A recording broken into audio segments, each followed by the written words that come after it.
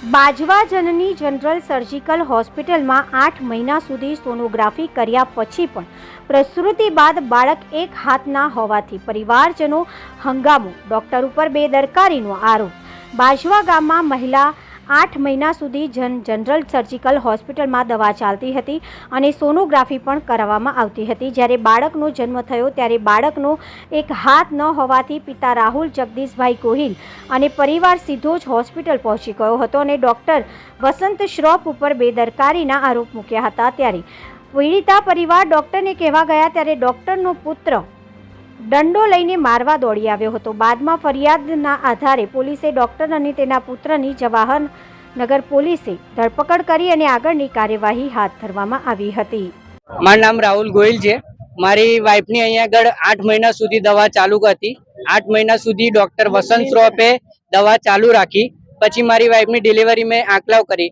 8 મહિના દરમિયાન મારી અહીંયા આગળ જે દવાઓ ચાલી એમાં સોનોગ્રાફી કરેલી, મોટી સોનોગ્રાફી ખોડકાપણની, જ્યારે જે બધું વસ્તુ તે ડોક્ટરે કરી।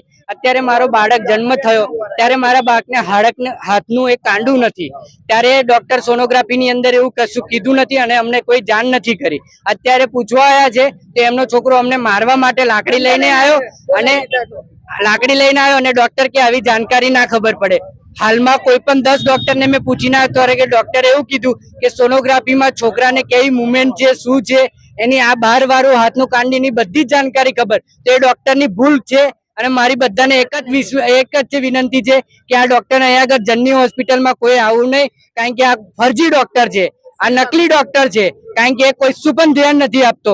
જ્યારે સોનોગ્રાફી કરતો ત્યારે મારી મમ્મીએ પૂછ્યું કે ડોક્ટર બધું ઓકે છે, તો મોબાઈલ લઈને ઈયો બેસી રહ્યો, ત્યારે ડોક્ટરને કશું પણ નથી કીધું। એ સોનોગ્રાફી વાળા ડોક્ટર અને આ બંનેની મિલીભગત લઈ અને મારા છોકરાનું ભવિષ્ય અત્યારે બરબાદ કરી નાખ્યું છે।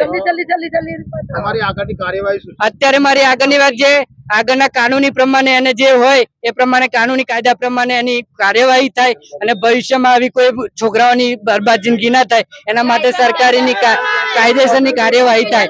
એની મારી એક રિક્વેસ્ટ સરકારને પણ એ છે કે એ ડોક્ટરની અંદર જે ડિગ્રી છે એ સાચા ડોક્ટરની ડિગ્રી છે, એના એક્સપિરિયન્સ પ્રમાણે છે, એ પણ ચેક કરવા વિનંતી। હોસ્પિટલ